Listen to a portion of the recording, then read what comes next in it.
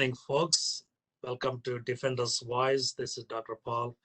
Thank you for joining us today.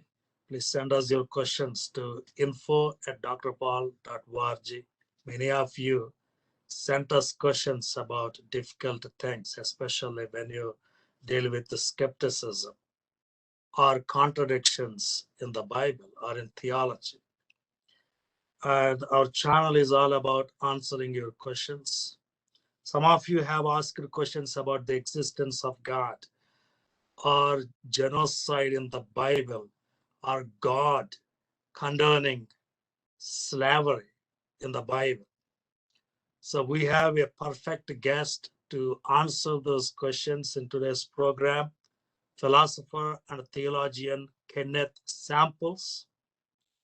And I'm reading his book, his latest book, Christianity Cross-Examined, and beautifully written. I am starting my day by reading this book because it gives you answers to many of these tough questions. And today I'm going to talk to him about his book.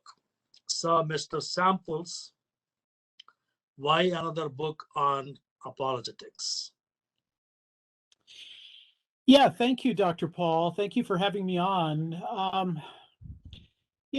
I'll tell you the reason I wrote this book is I've been doing apologetics in a professional context for about 35 years. And years ago, in the late 1980s, when I would go to the university and give talks about Christianity, I would get primarily truth questions about truth. Does God exist? Did Jesus rise from the dead? Can I trust the credibility of the Bible? But I noticed about 10 years ago or so, and then moving forward, working at Reasons to Believe, I noticed that students at the university, when I would give talks, they were asking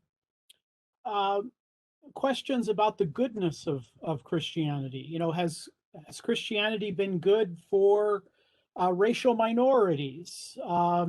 What about the God of the Old Testament? Does he have the same nature as the person of Christ? And so I thought to myself, maybe I should work on an apologetic book that addressed both questions of truth, but also questions of Christianity's goodness. And so this is kind of what brought me to working on this book and arranging it, the table of contents, the way I did. You talked about two types of atheists. And can you describe? Yeah, this is kind of like a paradigm or a model. I'll try to give you two particular atheists that I think fit the category somewhat. There's one type of atheist who says, look, it might not be a bad thing if God existed. If God existed, then maybe I would survive the death of my body. Maybe I'd be reconciled with my loved ones. So maybe there are positive things that could come from God existing, but there's no good reason to believe that God exists, so I can't even consider that option.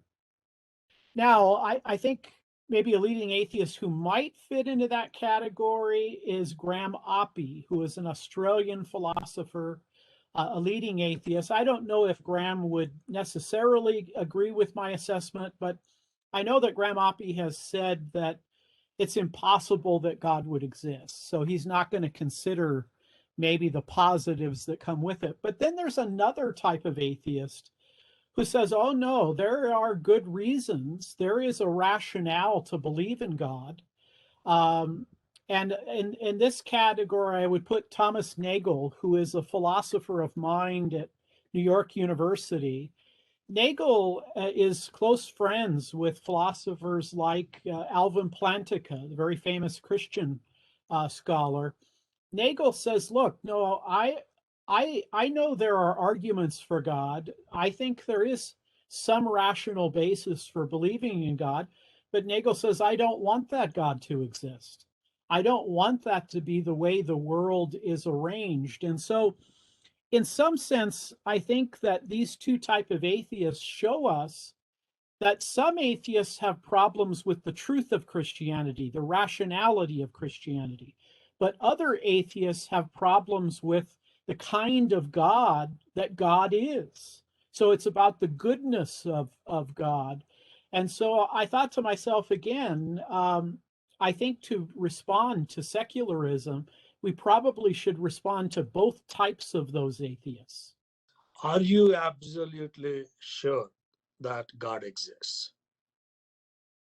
That's really a good question. I'm glad that you ask it. I would say that a person's beliefs can be rational. That is, a person's belief can be based upon rational components, but a person's belief also might be based on irrational components.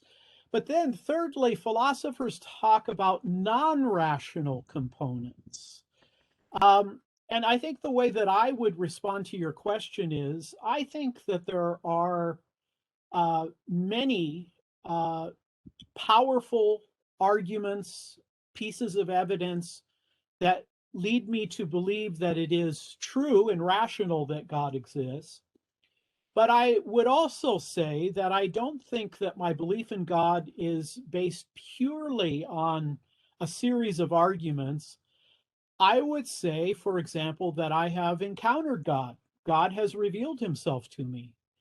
And I believe that in Romans 1, the Apostle Paul says that God has revealed himself to us. We see, understand, and know that there is a God. And I have encountered that God. I have encountered that God through prayer. I've encountered that God through my liturgical worship. I have encountered that God in times of sorrow and joy. So I would say that I have an assurance and a belief, and I know that God exists.